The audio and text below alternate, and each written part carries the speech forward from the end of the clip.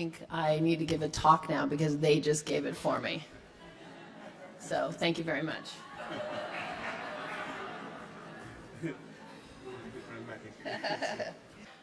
So in the United States, when we pull someone up to give a talk, we usually like to give a really warm round of applause. So let's try this again. Let's do it again. Come on. There we go. You hear them. Excellent. Okay, now I'm really done with my talk. Thanks a lot. Thank you very, very much for having me. My name is Rachel Nichols, and I'm representing high-tech high schools. Slowly. My name is Rachel Nichols, and I'm very, very pleased to represent high-tech high schools in San Diego. We are not that San Francisco school you just saw. We believe in using these and these.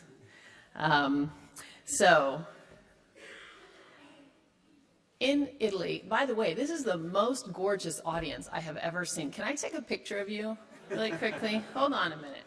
It's incredible. I mean, the food here is good, the drink is good, the coffee, but look at these faces. Hold on. I mean, it's distracting. I heard that would happen, but okay. Everybody, cheese, ready? Ready? 1, 2, 3. Super. Thank you. Okay. Yeah, you can clap again. Why not? And then we'll get started.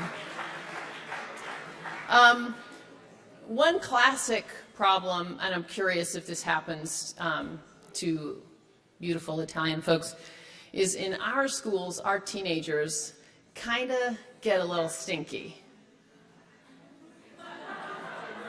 Do you have that problem? Raise your hand, let me see. Just a little, yikes. Okay. So, here is an example of what we do at our school. Hold on. It's too close. We do something called project-based learning, which is where you ask an essential question, a question that pertains to the group, and then you try to figure out an answer to that question. So one of our essential questions was, how do we make teenagers smell a little less bad? Obviously, it's a universal question. Here's the answer.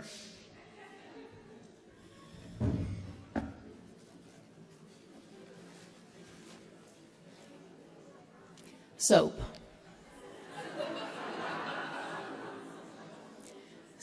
This is an example of project-based learning. This is a soap company called the Wicked Soap Company, made by our 10th grade chemistry classes. And it's a way to engage the hands and the heart in thinking about what do you do with chemistry? It's been around for a long time. If you keep coming at it in the same way over and over and over, you know what you're going to get. So what happens if you apply chemistry to real-world problems? Well, you come up with something that matters to students.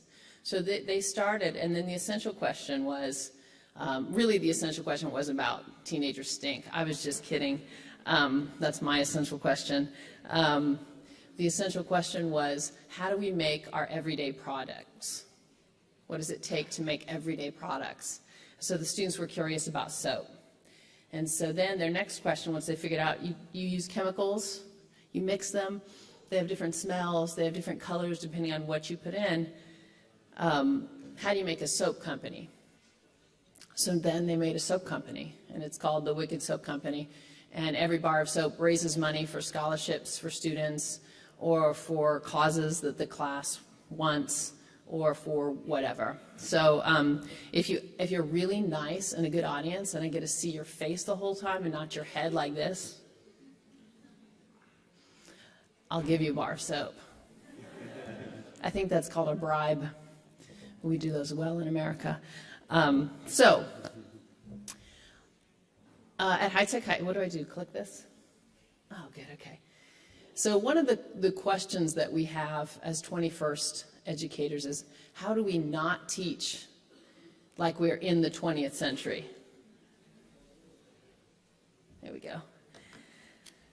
So in an 8-year span, this is the Pope's inauguration. I'm sure you've heard of that guy, right? You see the tremendous difference in technology there. And that's only in 8 years. And so, as John Dewey said, you cannot teach today the same way you did yesterday to prepare students for tomorrow. Or as our Larry Rosenstock says, who is one of the best leaders, progressive leaders in education that I've ever met or read about. In our schools, do we adjust to our students' lives and realities and dive into the unknown, or do we revert to the mean? Unfortunately, I think the easy thing to do is revert to the mean, to go back to what you know. And I think the reason that everybody is sitting here today is you don't want to do that. So the big question is, how do you not do that? How do we avoid going back to the comfort zone when we know it's not serving our students? The question is everywhere. It's with us as well.